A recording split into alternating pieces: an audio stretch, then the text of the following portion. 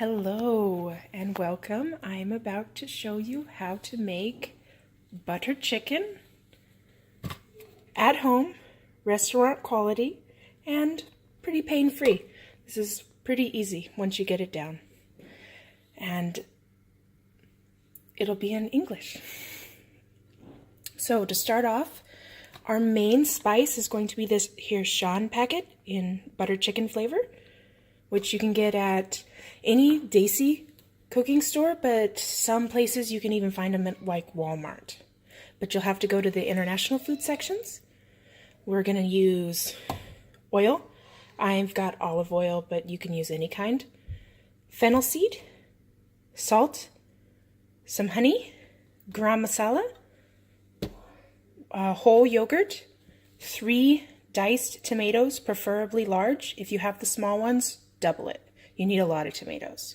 2 medium diced onions, some cilantro for garnish, 3 green chilies. Now, we tend to eat it pretty hot in our house, so you don't have to use 3. You could even use none if you wanted to, or even just put 1 in without cutting it up to minimize the heat if you're concerned about that.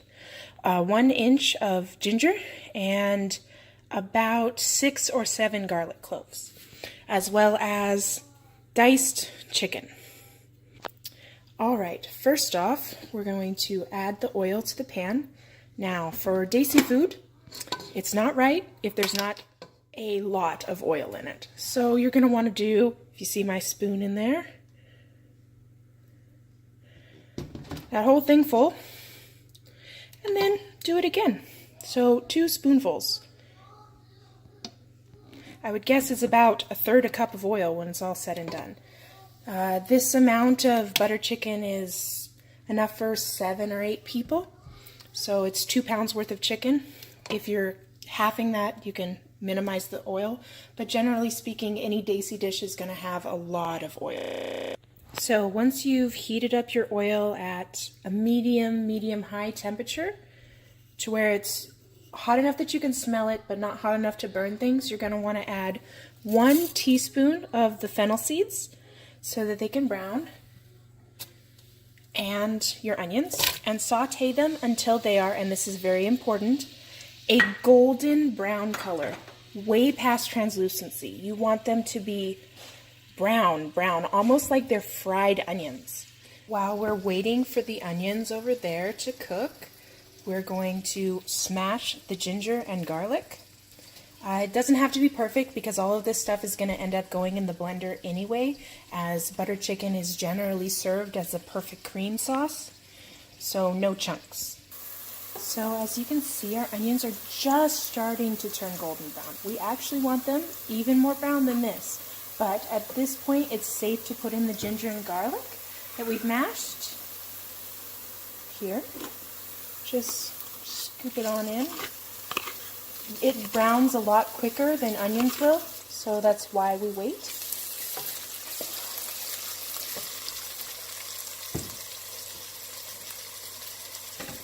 We also want to take 2 of the green chilies. Now remember, these are not necessary. They are entirely your heat profile. So if you don't want it super spicy, skip this step. If you want it as spicy as we make it, I wouldn't really do more than 2 or 3 total, because these things pack a punch. And just dice it up, or if you got these nifty little scissors, instantly cut it up and get it sauteing in there too. Seeds and all.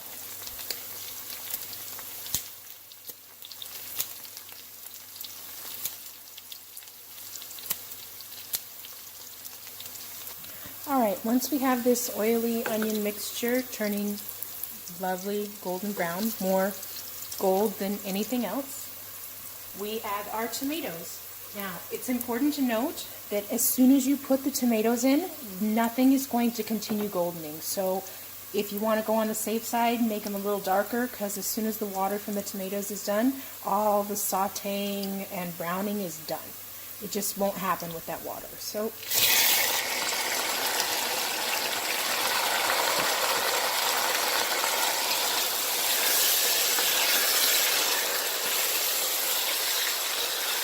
And we're going to cook this down until the tomatoes are mushy. Alright, once the tomatoes have boiled down to the point where the skins are falling off and it's pretty much just turned into a goopy mass, this right here, these ingredients so far, are what I'd like to think of as the base ingredients for just about any kind of korma or curry that you're going to make. There are some exceptions that will ask for like the ginger to be put in at the end, but almost always, if you get this far, everything is the same. And then it's just adding different ingredients depending on what you're making. So from here, we're going to turn off the heat, and then we're going to add a half of a cup of that whole yogurt. I use extra thick Balkan style, which is a Greek kind, just because it makes the sauce thicker, but use what you can find. Stir it, but it's not really going to cook, so feel free to take it off of the burner.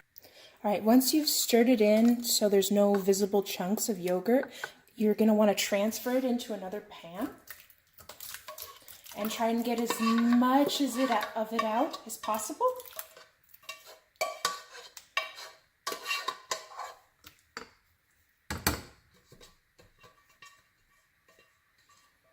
And then you're going to take what you've transferred and blend it. I have a bullet blender, so I use that, but any kind of blender will do as long as it'll make it into a paste with no chunks.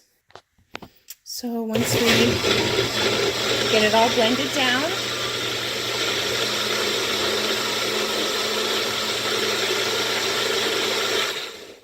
to where it's nice and liquidy smooth, we're going to just add it straight back into the pot.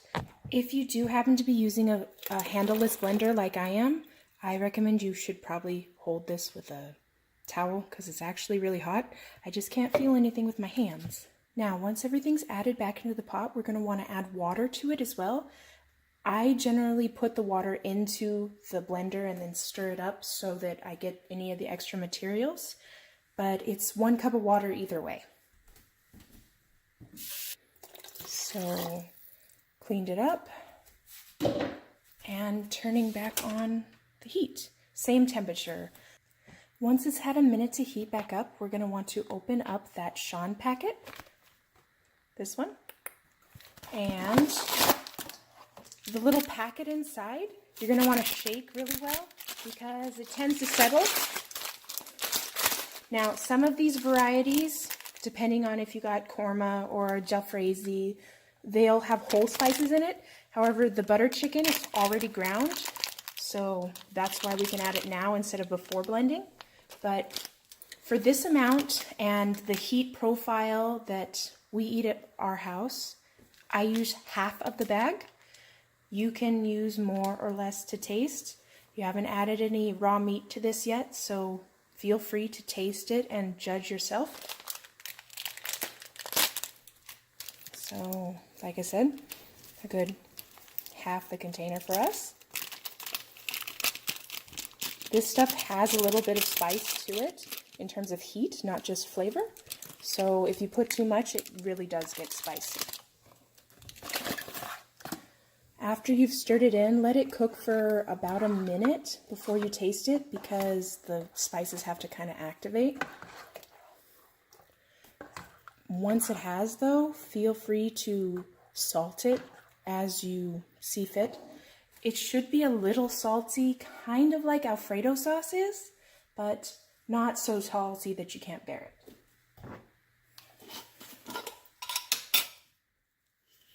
So I would do maybe a half teaspoon. So I've let it cook for a little bit and it's just starting to boil. At this point, you're going to want to add the honey. You want it to be slightly sweet, but more salty and spiced than anything. So no more than 2 teaspoons, and that's like maximum sweetness.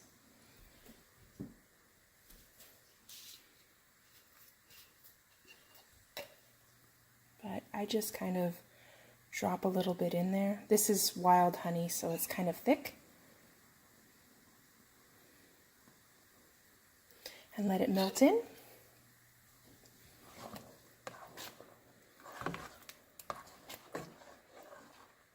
After you've given the honey a minute or two to cook, you'll want to add all that nice diced chicken, rinsed off. That little extra is just water. It was still kind of frozen, but it'll work because we're just going to boil it from here on out. So this is pretty much done. There's just the finishing stuff to use. So all you have to do now is just cover it and let it cook until the chicken is cooked. And then the last couple ingredients get thrown in at the very end and you serve. All right, once your chicken is fully cooked, you're going to want to go ahead and put in 2 tablespoons of butter. It can be soft margarine, whole butter, it really doesn't matter. I use just plain margarine, but you're going to want to put in 2 tablespoons. There's a reason it's called butter chicken. As well as you'll want to take that whole chili that we had left and just throw the whole thing in. It's just there to add flavor. It doesn't actually add heat when it's not cut. So try to put this one in. Even if you don't like any heat, it won't make it spicier. You will also want to add a teaspoon of garam masala, which you can buy in the store or you can make it yourself if you know how. It's kind of complicated, so I can eventually show how to do that one too. So you're going to want a teaspoon. Stir it in. And add cilantro for garnish. You'll want to cover it and let it sit for maybe 5 minutes off of the heat. Once you've got everything stirred in, make sure you stir the butter in so it doesn't separate and give you this weird oily thing on top. But once that's all said and done, taste it one last time, make sure it's not salty enough, and you're done. That's all it takes. Here, I will add that cilantro.